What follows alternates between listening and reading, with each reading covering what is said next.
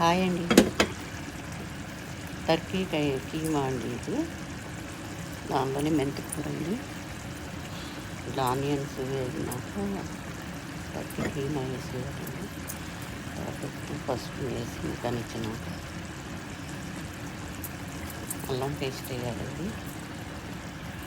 తర్వాత మెంతి కూర వేసి బాగా ఎగరనివ్వాలండి.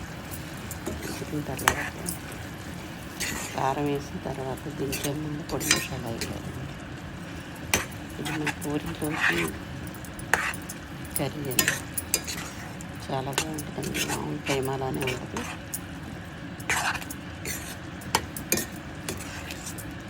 చాలా బాగుంటుంది. పొడి మసాలా వేసి దించుకోవాలండి. బీరకాయ కూడా వేసుకోవచ్చు అండి. కైమాలో ఎట్లా వేసుకుంటాం అట్లా